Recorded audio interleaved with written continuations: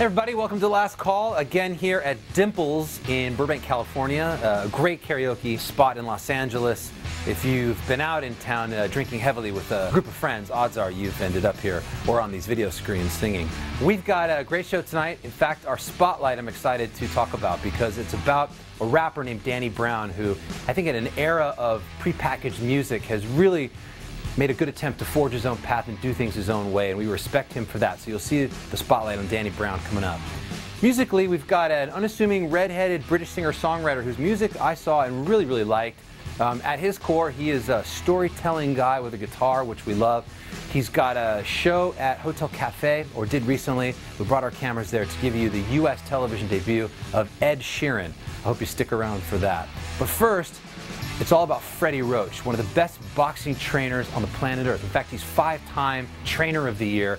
He's done work with, obviously, Manny Pacquiao. He's the subject of a new HBO documentary that I love called On Freddie Roach. So we went down to Wild Card Boxing Club and spent some time with Freddie Roach.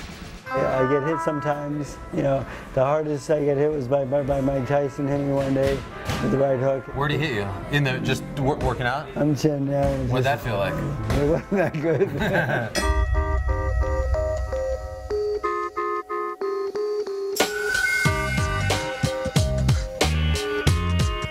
This gym, Wild Card, you come here every day. This is your spot. This is my spot. People come in off the street to see you. I mean, you're not here today to do this interview. You're here every day. Every day, and the thing is, the only time I'm away is when I have fights or I have a training camp. Is this your dream to own a gym? Was it always what you wanted?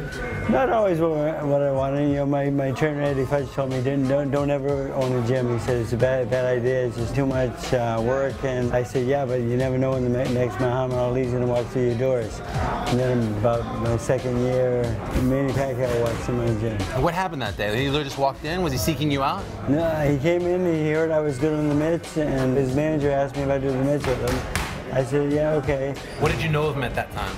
I didn't know, I never heard of him. He was a former world champion at 112 pounds at that time, and he was just going to be getting ready to go into a new higher weight division. After one round on the mitts, I went to my people, I said, wow, can this guy fight?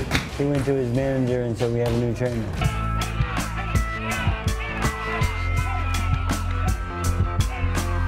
There's a great documentary that I really love that our friend Pete Berg did on HBO. And how did that come about?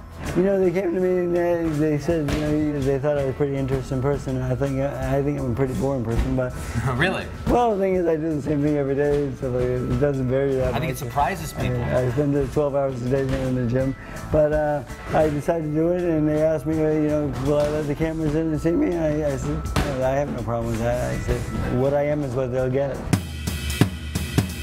Who's some of the fastest hands you've ever seen? And could it possibly be Amir Khan? Could it be your guy? Because that kid Amir Khan is very fast. Super fast. Yeah, he is. Because like when him and Pacquiao spar, it's like it's almost it's just like watching lightning hit in rapid. Yeah, it's like a cockfight. They're both your guys, right? Yeah, they're both my guys. Could they fight? They could fight actually. I mean, that'd be a good fight. It would be a great fight, but I think both of them can beat Mayweather though. So I think I have two guys who can beat Mayweather, and I'd like to give that challenge if I could ever get him to, like, you know, the guy calls you out on TV, you know, I call you out. What is the deal with the Mayweather thing? Well, he came out with, he wants a 70-30 split now.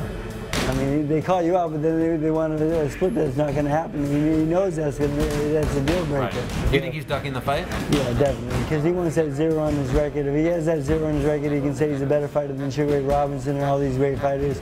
But, you know, the thing is, losses actually make you a better fighter. Take me back to your first memory of boxing and really becoming engaged and loving it. You know, I didn't like boxing at first. My two brothers were better than me. How many kids were in the family? It was 7. 7. Five boys boxed, and 5 boys. There's going to be some boxing in the house. Yeah, my dad was a fighter. My dad was like New England featherweight champion in 1947. Okay. Somewhere along the way, when I was about 17 years old, I started liking it. Why did you retire as a fighter?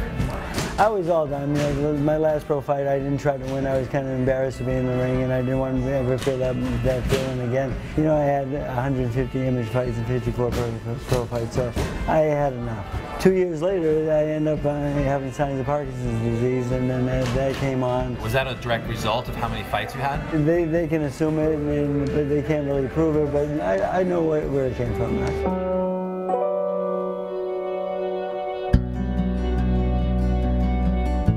In this documentary that's on HBO, there's a lot of talk about you and the mitt work. Now, what is it about the mitts? I mean, what could you tell from Manny that day? What are you looking for? Well, it's how I really engage my fighters, and I can see where they're at. I know when they're going to have a good day or a bad day by warming them up. Why is it technical? Because they know how to do the mitt work, or are you watching you're watching the synchronicity of everything? Everything. It's from the timing of the punch, the movement. What happens when you have the mitts and you're in the ring? When I'm in the midst of the ring, everything goes away. What do you mean everything goes away? All my bad habits, my foot drop. I just I don't shave. Physical tremors, everything just why? Where do you go? Is that? It's like home. I guess it's where that's my comfort zone. I know the ring very well, and you know, if you're up to it, I'll take you in there. I would love to go to your home. Yeah, that feels good. How do you like this whole sort of celebrity Hollywood world that you found yourself propelled quickly into?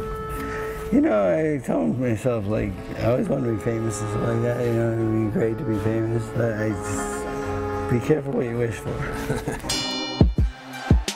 All right, you won't be too big a target, so you have your shoulder. Step in with the jab. Yeah. Rotate that shoulder right to the target.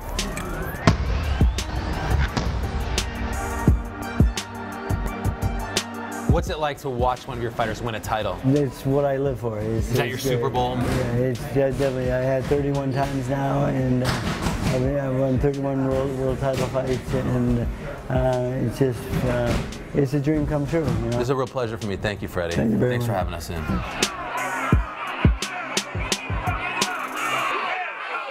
That was fun. I mean, that was just so cool to be in the ring with him. It's amazing what happens to Freddie when he's at the center. It's like everything does go away. It was cool to be there.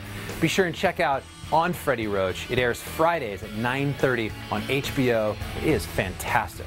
Thanks to Freddie Roach and his crew over there. We're going to take a break. When we get back, it's our